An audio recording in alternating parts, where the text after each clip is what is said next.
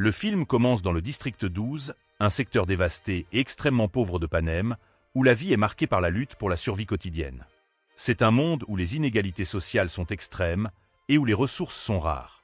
Katniss Everdeen, l'héroïne du film, est une jeune fille courageuse, intrépide, qui vit avec sa mère et sa jeune sœur, Prime, dans une petite maison en ruine. Le père de Katniss est mort dans un accident de mine, laissant sa famille dans une pauvreté encore plus grande. Katniss a appris à chasser pour nourrir sa famille, allant clandestinement dans les bois où elle utilise un arc pour attraper des proies. Elle fait équipe avec son ami d'enfance Gallo Sorn, avec qui elle partage cette tâche. Ensemble, ils risquent leur vie pour obtenir de la nourriture à revendre au marché noir, afin de pouvoir acheter ce qu'ils ne peuvent pas obtenir autrement, comme de l'huile ou du sel. Le Capitole, la capitale autoritaire et dominante de Panem, impose sa loi sur les districts en envoyant chaque année une sélection de 2 tribus, un homme et une femme, pour participer au 1G Game, un événement télévisé où les participants doivent s'affronter jusqu'à la mort dans une arène. Ces jeux sont non seulement une méthode de contrôle, mais aussi un moyen pour le Capitole de rappeler aux districts leur soumission, en leur montrant la violence et la cruauté qu'ils imposent. Lors du tirage au sort appelé la récolte, Prime est choisie pour être la tribu féminine du district 12. C'est un moment dévastateur pour Katniss, car elle sait que sa petite sœur, innocente et fragile, n'a aucune chance de survivre dans cette arène impitoyable. Toutefois, Katniss, prête à tout pour sauver sa sœur, se porte volontaire pour prendre sa place. Ce geste est incroyablement héroïque et émouvant, montrant l'amour et la dévotion qu'elle éprouve pour Prime. La décision de Katniss de se sacrifier marque son entrée dans un monde brutal où la survie et l'humanité se confrontent. Au moment où Katniss monte sur scène pour annoncer sa volonté de se porter volontaire, l'émotion et l'angoisse sont palpables. La foule est choquée, mais Katniss ne réfléchit qu'à la protection de sa sœur. Une fois la décision prise, il n'y a plus de retour en arrière, et le destin de Katniss est scellé. C'est un moment d'une grande tension dramatique, à la fois un acte d'amour fraternel et un premier aperçu de l'ampleur des sacrifices que Katniss devra faire pour survivre dans les 1G Games. Ce choix la place immédiatement sous les feux des projecteurs, et elle devient la nouvelle héroïne du district 12, bien qu'elle soit aussi consciente de la terrible épreuve qui l'attend. Peeta Mellark, un autre jeune du district 12, est également choisi comme tribut masculin. Bien que Katniss et lui aient partagé des moments d'enfance, ils sont loin d'être proches. Il se révèle cependant être une personne assez complexe et mystérieuse. Katniss et Peeta sont immédiatement transportés vers le Capitole, l'endroit où tous les tribus des districts se retrouvent pour être préparés avant l'entrée dans l'arène. Alors qu'elle est habituée à la pauvreté, la survie dans un monde brutal et sale, le Capitole lui apparaît comme un monde de luxe et de superficialité. Ce contraste entre son univers d'origine et celui du Capitole est saisissant. Des vêtements extravagants, des repas somptueux et une fausse cordialité, tout est conçu pour masquer la cruauté du système. Lorsqu'ils arrivent à Capitole, ils sont accueillis par Effie Trinquet, l'accompagnatrice pleine d'enthousiasme et de manières exagérées. Effie, qui est de mèche avec le Capitole, représente tout ce que Katniss déteste. Elle se concentre principalement sur l'apparence et la façon dont Katniss et Peeta doivent être perçus par le public. Cela illustre immédiatement le rôle du spectacle et de l'image dans les 1G Games. Effie donne à Katniss et Peeta des vêtements raffinés, modernes et éclatants, afin qu'ils apparaissent sous leur meilleur jour lors de la cérémonie d'ouverture. La cérémonie d'ouverture est l'un des moments les plus emblématiques du film. Katniss et Peeta, vêtus de leurs costumes flamboyants, défilent devant les citoyens du Capitole et les caméras, un spectacle conçu pour les attirer l'attention et se faire remarquer. Leurs costumes, qui se transforment en flammes vives, attirent l'attention de manière spectaculaire, et le public les considère déjà comme des figures de spectacle. Ce défilé est crucial car il représente la première étape dans l'élaboration de leur image publique. Ils doivent se faire remarquer non seulement pour avoir une chance de survivre, mais aussi pour attirer des sponsors qui fourniront de l'aide dans l'arène. Katniss, qui n'est pas habituée à ce genre de mise en scène, commence à comprendre que sa participation dans les jeux ne se limitera pas à sa capacité de survie physique, mais à sa capacité à gérer l'image qu'elle projette au public. Peeta, quant à lui, prend une décision qui va changer la dynamique de la compétition. Il déclare publiquement qu'il est amoureux de Katniss, ce qui choque cette dernière, qui ne comprend pas tout de suite les motivations derrière ses paroles. Ce geste est calculé, un moyen pour Peeta d'attirer l'attention du public, de susciter la sympathie et de rendre leur histoire plus touchante et humaine. Katniss, bien que déstabilisée, commence à voir l'ampleur du jeu dans lequel ils sont plongés. Peeta, contrairement à elle, comprend parfaitement les règles de ce monde et sait qu'ils doivent jouer un rôle pour avoir une chance de gagner. Ce moment marque aussi le début de la complicité stratégique entre les deux, même si Katniss reste réticente à l'idée d'être manipulée par ses émotions affichées. Un autre aspect fondamental de cette section du film est l'introduction de Haymitch Abernathy, leur mentor. Emic, ancien vainqueur des 1G Games, est un personnage complexe. Ivre et cynique, il semble au départ désintéressé, voire indifférent. Toutefois, il se révèle être une ressource précieuse pour Katniss et Peeta. Son approche de la survie dans l'arène est pragmatique et sans illusion. Emic leur donne un conseil fondamental. Pour gagner, il faut attirer l'attention des sponsors, car ce sont eux qui fourniront les ressources nécessaires pendant les jeux, comme des médicaments ou des armes. Emic est conscient que leur comportement et leur image sont aussi importants que leurs compétences en survie. C'est grâce à lui qu'ils comprennent que leur image publique doit être soignée pour assurer leur succès dans les jeux. Katniss commence à comprendre que l'arène des 1G Games ne se réduit pas à une simple compétition physique, mais qu'elle est aussi une scène médiatique. Son combat pour la survie doit s'accompagner d'une stratégie psychologique et émotionnelle. Elle commence à se rendre compte que ce n'est pas seulement sa compétence de chasseuse qui fera d'elle une gagnante, mais aussi son habileté à manipuler son image publique et à gérer les relations avec les autres tribus, les sponsors et les organisateurs.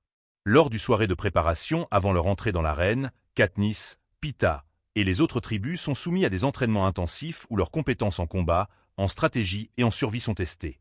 Katniss, de son côté, se distingue lors de l'entraînement grâce à ses talents en tir à l'arc. Les mentors, les journalistes et les autres tribus les observent de près. Katniss apprend à être observée et à gérer cette pression. Au fur et à mesure de l'entraînement, elle commence à se transformer. Ce n'est plus seulement la jeune fille du district 12, mais une candidate qui doit jouer un rôle pour gagner. Elle apprend à équilibrer son authenticité et son image publique, tout en se préparant à l'inévitable, entrer dans l'arène. La complexité du jeu ne fait que se dévoiler. Il s'agit autant de l'esprit que du corps, et Katniss devra être prête à tout. Les 1G Games débutent enfin, et l'arène, un gigantesque terrain de jeu où les tribus devront s'affronter jusqu'à la mort, devient le centre de toutes les attentions. Dès les premières minutes dans l'arène, Katniss comprend que sa survie dépend de sa capacité à être stratégique. Le terrain est vaste et rempli de dangers imprévisibles. L'arène elle-même semble être conçue pour tuer les tribus.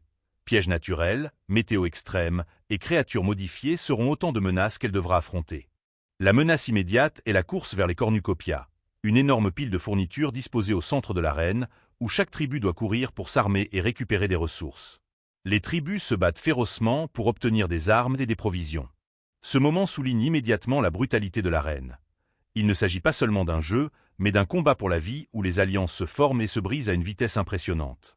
Katniss, bien qu'intelligente et rusée, se trouve rapidement en danger. Elle se retrouve au milieu d'une mêlée, avec des tribus qui tentent de l'attaquer dès qu'elle s'approche de l'armoire contenant des armes. Alors que la confusion règne, Katniss parvient à saisir un arc et un carquois. Cela est un soulagement pour elle, car c'est sa spécialité.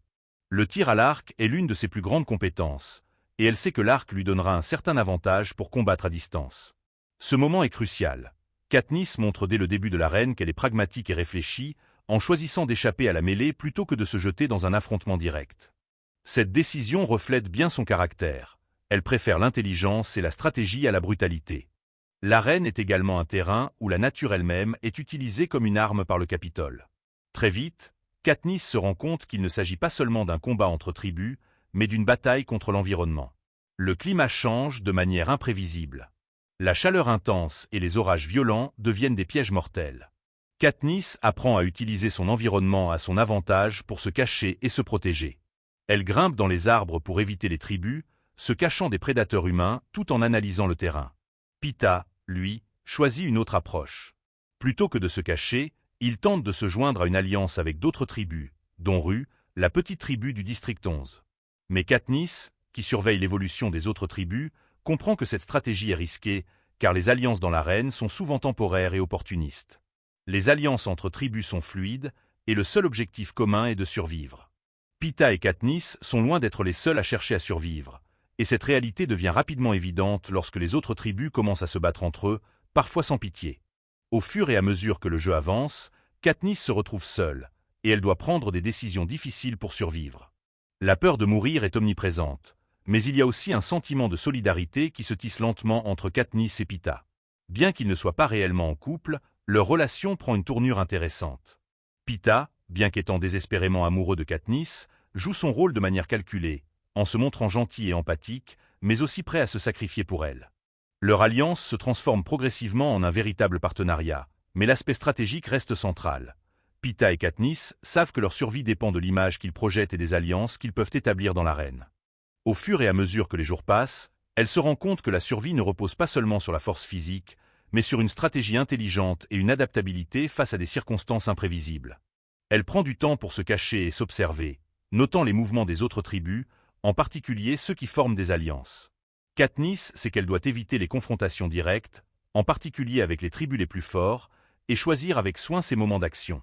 L'un des moments les plus marquants dans cette phase du jeu est la rencontre entre Katniss et Rue, une jeune tribu du district 11. Rue est une petite fille agile et intelligente, et son caractère doux mais déterminé contraste avec l'horreur de la reine. Elle se distingue par son courage et sa capacité à survivre dans cet environnement hostile. Katniss, qui est naturellement altruiste malgré le contexte, décide de s'allier avec Rue. Ensemble, elles forment une alliance stratégique, en utilisant leur agilité et leur esprit pour rester cachés et éviter les confrontations avec les autres tribus. L'un des moments les plus symboliques de cette alliance se produit lorsque Katniss et Rue unissent leurs forces pour détruire un champ de mines. Cette manœuvre stratégique, bien que risquée, montre à quel point les deux tribus sont capables de travailler ensemble et d'utiliser l'environnement à leur avantage. Katniss s'associe avec Rue pour tuer les carrières, des tribus venant des districts plus riches, qui sont généralement formées et bien préparées pour les jeux. Rue aide Katniss en montrant sa vitesse et son agilité dans la manœuvre, prouvant que même les plus petits et les plus fragiles peuvent jouer un rôle crucial dans la lutte pour la survie. Cette alliance est très importante car elle rappelle à Katniss que même dans un environnement aussi cruel que celui des Hunger Games, il existe encore des liens humains qui transcendent la compétition. Rue devient un symbole d'innocence dans un monde corrompu. Mais cette relation se termine de manière tragique. Après avoir réussi leur mission commune, Rue est tuée par un autre tribu. Katniss, qui avait développé une affection sincère pour elle, ressent une douleur profonde. Rue meurt dans ses bras, et c'est là que Katniss fait un geste symbolique. Elle couvre le corps de Rue de fleurs, marquant son respect pour la jeune fille et protestant silencieusement contre la violence et l'injustice des jeux. Ce geste est un acte de rébellion symbolique contre le Capitole, qui utilise les tribus comme des pions dans son jeu macabre. La mort de Rue n'est pas seulement un événement tragique sur le plan émotionnel, mais aussi un moment clé pour le développement de Katniss. C'est à ce moment précis qu'elle prend pleinement conscience de l'impact des Hunger Games sur les individus et la cruauté du système dans lequel elle se trouve. Rue représente l'innocence des jeunes, et sa mort met en lumière l'injustice systématique du Capitole. Katniss commence à ressentir un désir de revanche, non seulement pour elle-même, mais pour tous les innocents sacrifiés sur l'autel du spectacle. Elle réalise qu'elle ne peut pas simplement survivre. Elle doit lutter pour quelque chose de plus grand que sa propre vie. La phase finale des Hunger Games est marquée par une intensification dramatique et une montée de tension, où Katniss et Peeta doivent affronter non seulement les autres tribus restants, mais aussi les règles du jeu manipulées par le Capitole. À ce stade, les deux tribus du district 12 sont devenues des icônes du spectacle, mais leur survie dépend désormais de leur capacité à naviguer dans une arène qui semble de plus en plus inhumaine et contrôlée par le Capitole. La relation entre Katniss et Peeta, bien qu'encore empreinte de stratégie, devient de plus en plus authentique, et leur partenariat semble aller au-delà du simple jeu.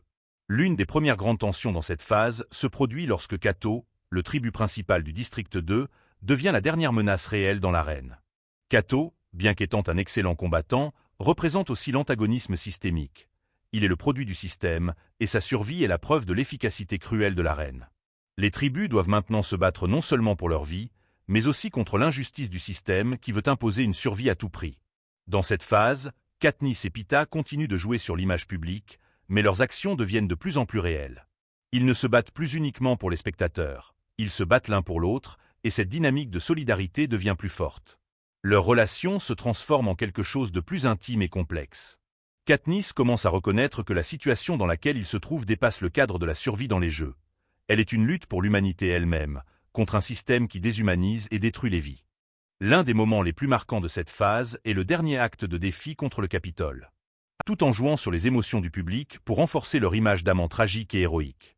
Katniss, à ce moment-là, fait un choix décisif. Elle prend un risque en montrant que Peeta et elle sont prêts à mourir ensemble, en refusant de tuer l'un ou l'autre. Ce geste est une dernière tentative de se révolter contre le système qui a ordonné qu'un seul tribut puisse survivre. En faisant le choix de ne pas tuer, Katniss commence à incarner l'idéal de résistance et de solidarité face à la violence, même dans un environnement aussi brutal. Mais la victoire de Katniss et Peeta ne marque pas la fin du jeu.